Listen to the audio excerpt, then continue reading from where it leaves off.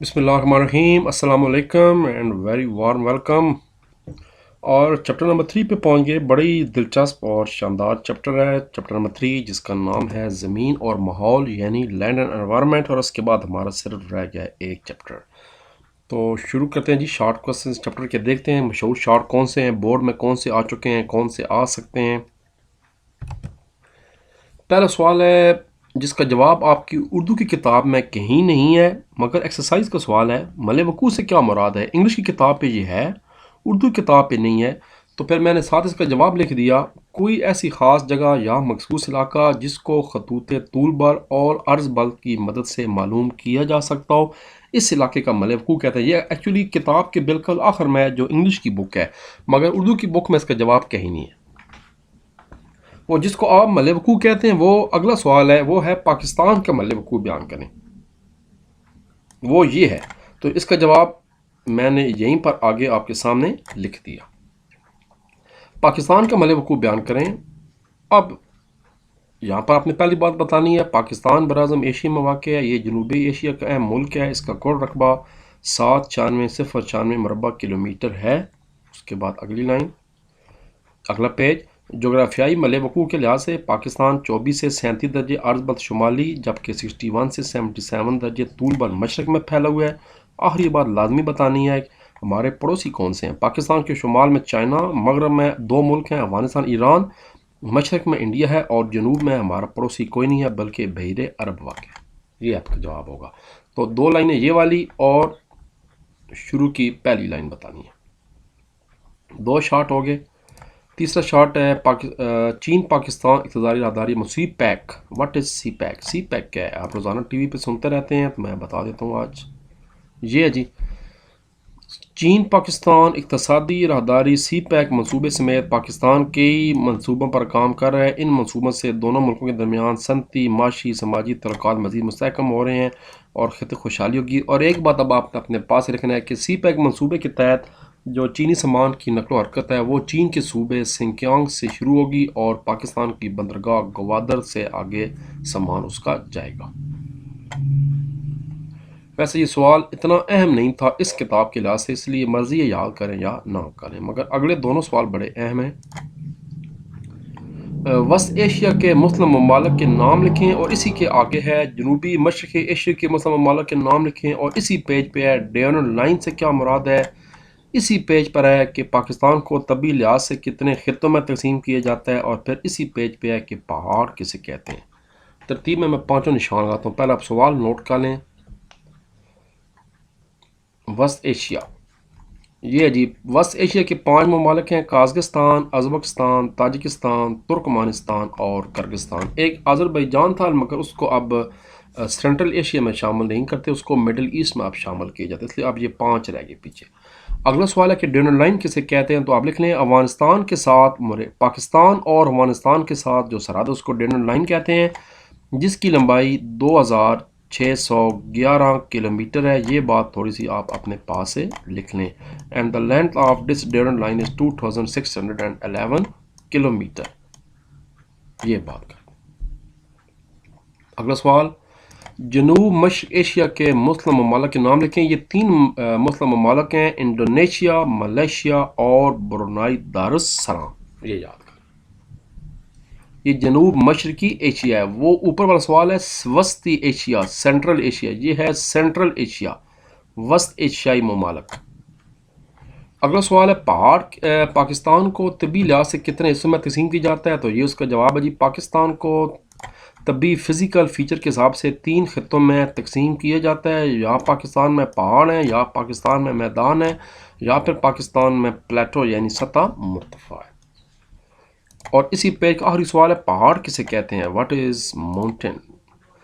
ज़मीन का वो हिस्सा जो सतह ज़मीन से बुलंद हो, जिसके अतराफ़ की तरफ ढलान ज़्यादा हो, सतह पथरीली हो और ना हमवार हो, पहाड़ कहलाता है।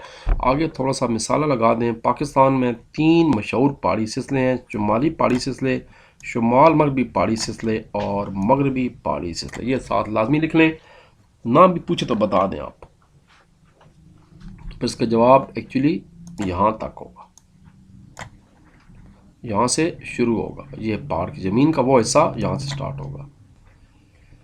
अगला सवाल है जी, मेरा ख्याल है सतह मुर्तफ़ा पूछा गया है। पहाड़ी चोटी केटू के मतलब आप क्या जानते हैं, और पहाड़ी चोटी माउंट एवरेस्ट के मतलब आप क्या जानते हैं। और ये सवाल एक और तरह से बोर्ड में आ चुका है कि केटू पर मुख्तसर नोट लिखें, पेज 63 पे। तो पहले तो जनाब पेज 63 पे केटू, ये पहाड़ी सिलसिला पाकिस्तान के शुमाल में वाक़ है। दुनिया की दूसरी बुलंद तरीन पहाड़ी चोटी केटू इसी पहाड़ सिलसिला में वाक़ है, जो 70 समुंदर से 6,611 मीटर बुलंद है। कोई कराक्रम की औसत बुलंदी 700 मीटर है। इस पहाड़ की दुशवार गुजार बुलंदियाँ चोटियाँ हर साल बर्फ़ से ढकी रहती हैं। तो केटू दुनिया का दूसरा सबसे ऊंचा पहाड़ है और पाकिस्तान का सबसे बुलंद पहाड़ है, जिसकी बुलंदी 8,611 मीटर है। और ये कोह कराक्रम में वाक़ है। कोह कराक्रम किधर है? ये पाकिस्तान के शुमाल में वाक़ एक मशहूर पहाड़ी सिलसिला है। और इससे अगले पेज में अगले सवाल का दर खुंजराब, क्या खूबसूरत मंजर है। ये चाइना आगे सारा शुरू हो रहा है। ये आखिरी बॉर्डर है पाकिस्तान का, उसके बाद ये चाइना है, और ये भी कराक्रम में ही है। ये है जी, what is Mount Everest. Mount Everest दुनिया की बुलंद तरीन चोटी है। इसकी बुलंदी 8,848 मीटर है और जो नेपाल में वाक़ है। तो दुनिया की दूसरी बुलंद चोटी केटू 8,611 मीटर और ये पाकिस्तान में वाक़ है। अगला सवाल जनाब, पाकिस्तान की अहम बंदरगाहों के नाम लिखें और पाकिस्तान के अहम सैराओं के नाम लिखें। दोनों इकट्ठे मैं आपको कहता हूँ। पेज 67 है। अगला पेज है 67, ये तो 65 पेज अभी दूर है, डायरेक्ट निकालने की कोशिश करते हैं। पेज 67 आ गया जी। पाकिस्तान की 4 मशहूर बंदरगाहें हैं। कराची बंदरगाह सबसे पुरानी है और अहम है। उसके बाद पोर्ट कासम जो स्टील मिल के लिए बनाई गई, उसके बाद गवादर सी पैक के लिए, और उसके बाद पसनी बिल्कुल ईरान के बॉर्डर के साथ है। ये आपको मकरान कोस्टल हाईवे भी नज़र आ रही है, जो कि तकरीबन 700 किलोमीटर लंबी है। हमारे बिल्कुल समुद्र के साथ साथ चलती है, करीब है। और अब रेगिस्तान की बात याद रखें, पाकिस्तान में रेगिस्तान 3 है। पहला रेगिस्तान है वो बावलपुर से शुरू होता है और सिंध में जाते इसको बावलपुर में चोलिस्तान कहते हैं, जबकि इसी सहरा को सिंध में थर कहते हैं। ये एक सहरा हो गया। दूसरा सहरा रेगिस्तान जो हमारा वो थल है, जो कि जेलम और सिंध के दरमियान वाक़, ये पंजाब में वाक़ है। तीसरा सहरा पाकिस्तान का बलोचिस्तान में वाक़ है, जिसको सहरा खारान कहते हैं। तो एक सहरा जिसके दो नाम हैं, उसको चोलिस्तान या रोही या सिंध में थर कहते हैं। ये एक सरा है। दूसरा रेगिस्तान थल है। तीसरा बलोचिस्तान में वाक़ है, जिसको सराय खारान कहते हैं। इसमें कुछ हिस्सा चागी का भी शामिल है। ये दोनों इंतहाई अहम सवाल थे, बंदरगाहों वाला भी और पाकिस्तान के सहराओं वाला भी। अगला शॉर्ट क्वेश्चन है, व्हाट इज़ प्लेटो। सतह मुर्तफ़ा से क्या मुराद है। पाकिस्तान की सतह मुर्तफ़ा के नाम लिखें और इसी के साथ एक डब्बा बना हुआ है, सतह मुर्तफ़ा पामीर से क्या मुराद है। तो जनाब, सतह मुर्तफ़ा के खद खाल में नशेब व फराज मिलते हैं। कहीं पहाड़ी सिलसिले आपने हमारा सतह मुर्तफ़ा पटवार देखी होगी, रावलपिंडी जेलम चगवाल कुछ इलाका। कहीं मैदान है, कहीं दरियाई वादियाँ सतह मुर्तफ़ा मौजूद हैं। इसकी दो इकसाम है पाकिस्तान में, एक सतह मुर्तफ़ा पटवार है, पटवार प्लेटो, और दूसरी सतह मुर्तफ़ा बलोचिस्तान है, यानी बलोचिस्तान प्लेटो। अब अगले सवाल का जवाब कि सतह मुर्तफ़ा पामीर से क्या मुराद है। ये आपको पटवार की सतह मुर्तफ़ा नज़र आ रही है, दरिया, चश्मे, पहाड़, मैदान, हर चीज़ आपको मिलेगी। तो ये जी अगले सवाल का जवाब, सतह मुर्तफ़ा पामीर दुनिया की सबसे बुलंद सतह मुर्तफ़ा है। ये बलोचिस्तान वाली है, जिसे दुनिया की छत भी कहा जाता है। वैसे दुनिया की छत लद्दाख को भी कहते हैं। आबो हवा से क्या मुराद है। पाकिस्तान को आबो हवा के लिहाज से कितने खित्तों में तकसीम किया जाता है।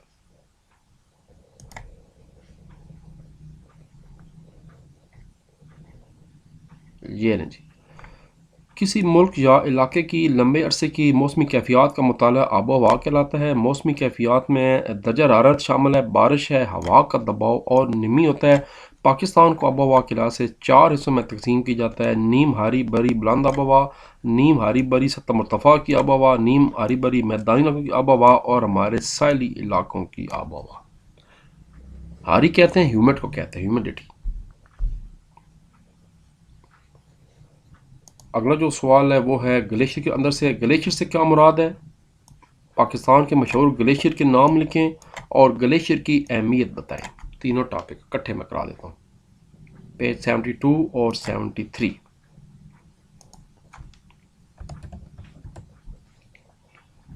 ये जी ग्लेशियर, पहाड़ों की वादियों में जमी हुई बर्फ़ जो कि ढलान की तरफ हरकत करती है ग्लेशियर कहलाता है। ज़्यादा बुलंद इलाकों में दर्जा हरारत कम होने से बर्फबारी से ग्लेशियर बनते हैं। मुसलसल बर्फ़ के जमे होने से नीचे वाली बर्फ़ सख्त हो जाती है और ढलान दिखना शुरू कर देती है। इसी को ग्लेशियर कहते हैं। अब अगला हिस्सा ग्लेशियर के नाम लिखें। पाकिस्तान के मशहूर ग्लेशियर 5 हैं: सियाचिन, बोलतोरो, ब्याफू, बतूरा और हिस्पर। तो ये सवाल अलहदा भी बोर्ड में आ चुका है और इकट्ठा भी आता है। अलहदा आ जाए तो इसको अलहदा करके लिखना है, एक लाइन में नहीं लिखना। अगर इसी के साथ आ जाए तो फिर इसको बेशक एक लाइन में इस तरह लिख लें।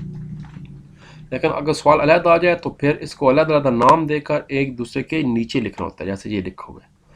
इसी का अगला सवाल है ग्लेशियर की अहमियत बता दें। ये लिखा हुआ है what is the importance of glacier. Pakistan में पाए जाने वाले ग्लेशियर्स का ताज़ा पानी चश्मों की सूरत में दरियाओं में गिरता है। पाकिस्तान में दरिया जो बह रहे हैं वो ग्लेशियर की बनवी मिन्नत हैं। इसके अलावा ग्लेशियर के टूटने फूटने से पहाड़ी इलाके में कई ताज़ा झीलें वजूद में आ गई हैं। आपने अताबाद झील का नाम सुना होगा जो कि मकामी आबादी की पानी की ज़रूरत पूरी करें। उसके बाद जनाब टॉपिक अगला व्हाट इज़ सिंतास। ये तो हम चैप्टर 2 में भी पढ़ चुके हैं, दोबारा पढ़ लेते हैं पेज 74 पे। सिंतास मुआहदा ये जी वही बात है। 1960 में यहाँ अपने पास इजाफा करें। आलमी बैंक के तावन से पाकिस्तान और भारत के दरमियान दरियाई पानी के मसले को हल करने के लिए एक माहदा हुआ जिसके तहत 3 दरिया सिंध, झेलम, चनाब पाकिस्तान को मिल गए, जबकि 3 दरिया रावी, सतलुज और ब्यास भारत के हिस्से में आ गए। अहम सवाल है, बड़ी दफ़ा ये सवाल बोर्ड में आ चुका है। दुआबा किसे कहते हैं? पाकिस्तान के मशहूर दुआबों के नाम लिखें। अगले पेज के बिल्कुल शुरू में एक डब्बा बना हुआ है, ये है जी अहम मालूमात। 2 दरियाओं के दरमियानी इलाके को दुआबा कहते हैं। पाकिस्तान में कई दुआबे हैं। दरिया रावी और दरिया चनाब के दरमियान रचना दुआब है। दरिया चनाब और दरिया झेलम के दरमियान चज दुआब है, जबकि दरिया झेलम और दरिया सिंध के दरमियान सिंध सागर दुआब है। 3 दरियाओं दुआबों के नाम याद कर लें।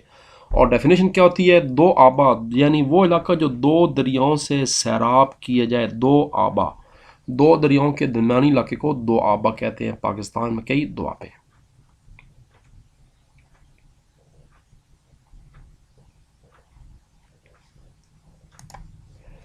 पाकिस्तान में पाई जाने वाली नहरों की इकसाम बयान करें, पेज नंबर 77। लो जी, पाकिस्तान में नहरों की 4 इकसाम है। मैट्रिक में 3 लिखी हुई हैं, यहाँ पर 4 हैं। नंबर 1 तोयानी या सैलाबी नहरें, फ्लड कैनाल। नंबर 2 दवामी नहरें जो सारा साल बहती हैं, पेरिनियल कैनाल्स। नंबर 3 गैर दवामी नहरें जो सिर्फ बरसात में या 6 महीने के लिए होती हैं, जिनको शशमाई नहरें कहते हैं। और राब्ता नहरें लिंक कैनाल्स हैं जो कि दरियाओं को आपस में मिलाती हैं। ये सिंध तास मुआहदे की वजह से ये राब्ता नहरें थीं। ये तकरीबन 7 राब्ता नहरें हैं पूरे पाकिस्तान में, और ये जो है नहरें ये तो बेशुमार है। अगला सवाल है जी रूफ गार्डन से क्या मुराद है? What are the roof gardens? खत इस्तवा के ऊपर जो दुनिया के घने तरीन जंगलात पाए जाते हैं, जैसे अमेज़न, इसके अलावा इंडोनेशिया के जंगलात, मलेशिया के जंगलात, रबड़ मिलता है वहाँ पर, ये सबको रूफ गार्डन्स कहा जाता है। आगे लिख लें जैसे ब्राज़ील के अमेज़न। बेहतर साथ एग्जाम्पल दे दें। जंगलात के 3 फ़वाइद बताएं। या जंगलात की अहमियत एक ही बात है, तो आपके सामने बहुत से इसके फ़वाइद हैं, 18-20 फ़वाइद हैं। आसान याद कर लें। नंबर 3 आसान है, लकड़ी हासिल होती है जो फर्नीचर और दूसरी शाह के काम आती है। फिर नंबर 8 नाम आसान है, जड़ी बूटियाँ दवाइयाँ बनाने के लिए। जंगलात जंगली हयात जानवरों परिंदों के लिए ज़रूरी हैं। जंगलात हमें मुख्तलिफ इकसाम के फल और जानवरों को चारा मुहैया करते हैं। 4 पॉइंट। 12वां पॉइंट कर लें, 11वां कर लें, 9वां कर लें और 30वां कर लें। अगला सवाल है व्हाट इज़ एंडेंजर स्पीशीज़। ख़तरे से 2-4 जानवरों से क्या मुराद है? और जानवरों के नाम भी लिखने हैं आपने एंडेंजर स्पीशीज़ के बारे में। ये है जी। अच्छा, यहाँ एक सवाल बोर्ड में बड़ी मरतबा शॉर्ट क्वेश्चन MCQ आ चुका है। पाकिस्तान का कौमी जानवर मारखोर और पाकिस्तान का कौमी परिंदा चकोर है। ये चकोर पाकिस्तान का कौमी परिंदा है, जबकि मारखोर पाकिस्तान कौमी जानवर है। ये सवाल MCQ बोर्ड में कई दफ़ा आ चुका है। आपके सामने चकोर नज़र आ रही है। और ये जनाब सवाल है कि ख़तरे से मुराद जानदार कौन से हैं। ख़तरे से दो चार जानवरों से मुराद वो जानवर हैं जो ख़त्म होने के करीब हैं, मसलन बर्फ़ानी रीछ, इंडस डॉल्फिन, ये हमारे दरअसल में होती है, और काला हिरन वगैरह। ये पाकिस्तान की एंडेंजर स्पीशीज़ में शामिल है। पाकिस्तान के 4 कुदरती खितों के नाम लिखें। ये इसी के आगे सवाल, मेरा ख्याल इसका पेज नंबर मैंने गलत बताया था, इसका पेज नंबर 82 है, सॉरी, इसका पेज 82 है और इसका पेज भी 82 ही है दोनों सवालों का। अच्छा नहीं, 80 है, सॉरी 80 है जी, बिल्कुल ये 80 है। इसका पेज नंबर दोनों का पेज नंबर 80 है। इसको मिटा देते हैं ताकि मिस्टेक ना हो।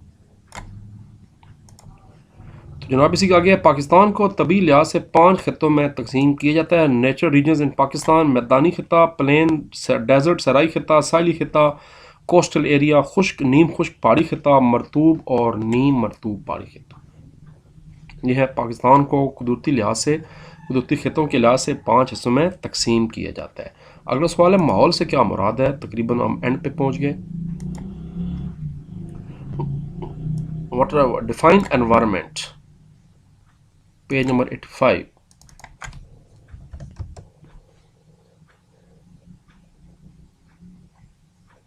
ये जी,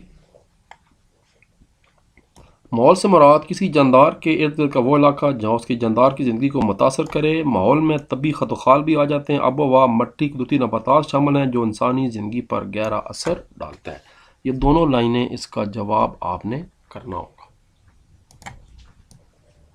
ये ऊपर वाली लाइन भी और गहरा असर डालता है भी। अगले पेज पे मशहूर सवाल है पहले तो कि पाकिस्तान को किन मालियाती मसाइल का सामना है वो बयान करें, और फिर अगला सवाल है कि आलूगी की तारीफ करें। आपको मैं दोनों सवाल लिखा दूं। माहौल से पाकिस्तान को दरपेश मालियाती मसाइल बताएं, पेज 86। आलूगी से क्या मुराद, इसकी इकसाम बताएं, पेज 86। हवाई आलूगी से कैसे नुकसान पहुंचा रही है माहौल को, पेज 86। ग्लोबल वार्मिंग से क्या मुराद है, पेज 86। तो पहले जनाब सवाल आगा, पाकिस्तान को 4 माहौलियाती मसाइल का सामना है। नंबर 1 पोल्यूशन आलूगी, जंगलात का कटाव, डिफारेस्टेशन, ज़मीन का सैराब में तब्दील होना, डेजर्टिफिकेशन, और सीमथोर यानी वाटर लॉगिंग एंड सैलिनिटी। अगला सवाल, आलूगी की तारीफ करें। किसी ऐसी चीज़ का माहौल में शामिल होना जो ना सिर्फ इंसानों बल्कि दूसरे जानदारों के लिए नुकसानदेह आलूगी कहलाती है। इसकी 3 इकसाम हैं, आबी आलूगी, वाटर पोल्यूशन, ज़मीनी आलूगी, लैंड पोल्यूशन, और हवाई आलूगी, एयर पोल्यूशन। ये हो गया। अगले 2 सवाल हैं, हवाई आलूगी से क्या नुकसान हो रहे हैं और ग्लोबल वार्मिंग क्या है। हवाई आलूगी, फैक्ट्रियों और गाड़ियों से निकलने वाले धुएं से हवा में नुकसानदेह गैसों का इजाफा हो रहा है जिसकी वजह से कुदरती माहौल को नुकसान पहुंच रहा है, मसलन ओजोन के तह का ख़त्म हो जाना और ज़मीन हरारत का बढ़ना, जैसे ग्लोबल वार्मिंग कहते हैं। ये तो था सवाल कि उससे क्या हो रहा है। अब सवाल है ग्लोबल वार्मिंग क्या होती है, तो इसका जवाब थोड़ा सा आप कर दें कि कार्बन डाइऑक्साइड और फ़ज़ा में इजाफे की वजह से ज़मीन का जो दर्जा हरारत है वो गर्म हो रहा है। इसी ज़मीन के दर्जा हरारत के गर्म होने को ग्लोबल वार्मिंग कहा जाता है। ये साथ बता दें किस लिए हो रहा है कि कार्बन डाइऑक्साइड, गाड़ियों के धुएं की वजह से फ़ज़ा में इजाफा हो रहा है का। और पूरा जवाब बताना है तो वो ऊपर वाला है कि माहौलियाती आलूगी से क्या कुछ आपको हो रहा है, वो ये पूरा का पूरा बताना। आपने मैं सवाल दोबारा लिखा दूँ, हवाई आलूगी से नुकसान क्या हो रहे हैं। अगला सवाल है जी, पानी को आलूगी से बचाव के 2 तरीके। ये एक्सरसाइज का सवाल है, मैं आपको एक्सरसाइज में ऑलरेडी करा चुका हूँ। मैंने बताया था कि एक पॉइंट ये लिखा हुआ है, दूसरा आपने अपने पास से बताना था। अगर नहीं याद तो दोबारा मेरी चैप्टर वाला एक्सरसाइज वाला देख लें, उसमें मैंने बताया था कि इसके 2 पॉइंट बताने हैं। अगला सवाल है कि ज़मीनी आलूगी से कैसे बचा जा सकता है। ज़मीनी आलूगी, कूड़ा करकट, इसको डंप किया जाए।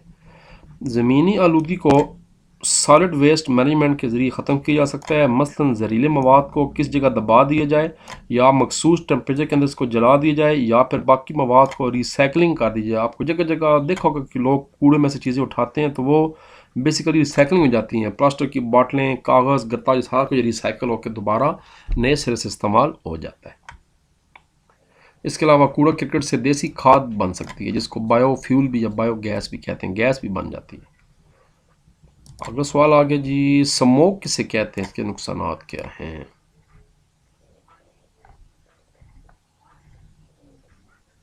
ये मेरा ख्याल है पीछे वाले पेज पे रह गया था, मिक्स हो गया। स्मोक ये है पेज 87। स्मोक धुंध हवा की आलूदगी की एक किस्म है जो कि बेसिकली धुएं और धुंध का अमेज़ा है। ये इंसानों में आँखों, फेफड़ों और जल्दी अमराज का बायस बनता है। आपको पता है आजकल पाकिस्तान कई शहर स्मोक की लपेट में। लाहौर तो इस वक्त दुनिया का आलूदा तरीन शहर करार दे दिया गया है इसी स्मोक की वजह से। आखिरी सवाल करिए, डिफॉरेस्टेशन जंगलात के काटने से क्या मुराद है। और इसी के साथ एक सवाल है, रिफॉरेस्टेशन से क्या मुराद है। ये दोनों मैं साथ साथ करा रहा हूँ। ये अगले पेज पे आ जाएं।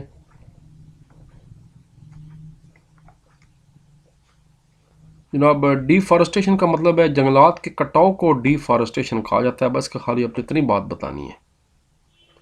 और रिफॉरेस्टेशन क्या होती है कि रिफॉरेस्टेशन से मुराद कटे हुए जंगलात की जगह दोबारा नए जंगलात उगाना, इसको रिफॉरेस्टेशन कहते हैं। और डिफॉरेस्टेशन अपने पास से जवाब दे दें कि जंगलात के कटाव को डिफॉरेस्टेशन कहा जाता है। अब एक्सरसाइज के दोनों सवाल मैं पहले भी करा चुका हूँ। ये दोनों एक्सरसाइज के सवाल हैं कि ज़मीन दर्जा हरारत में कमी की वजह से किस किस्म की मौसमी तब्दीलियाँ हो रही हैं और जंगलात के कटाव के दो नुकसान लिखें। ये दोनों मैं ऑलरेडी पहले करा चुका हूँ। ये निशान मैंने पहले से लगवाए हुए थे। मज़ीद समझने के लिए आप मेरी इसकी एक्सरसाइज देखें दोबारा, उसमें मैंने ये सवाल डिटेल से कराया हुआ है। ये आपको जो हाईलाइट नज़र आ रहा है ये इस सवाल का जवाब है कि किस किस्म की मौसमियाती तब्दीलियाँ हो रही है। उसका जवाब ये है कि तब्दीली मसलन बारिशों की कमी ज़्यादती हो रही है, सैलाब आ रहे हैं, वक्त से पहले बारिशें हो रही हैं। अब तब्दीली जिससे हमारी ज़राअत का शुबा बुरी तरह मुतासर हो रहा है। और ये जो निशान आपको नज़र आ रहे हैं नीले रंग के, ये अगले शार्ट के जवाब हैं। ये वाले जंगलात के कटाव के दो नुकसान लिखें। एक तो वही नुकसान है, ऑक्सीजन में कमी हो रही है, फ़ज़ा में कार्बन डाइऑक्साइड बढ़ रही है, ग्लोबल वार्मिंग हो रही है, माहौल ख़राब हो रहा है।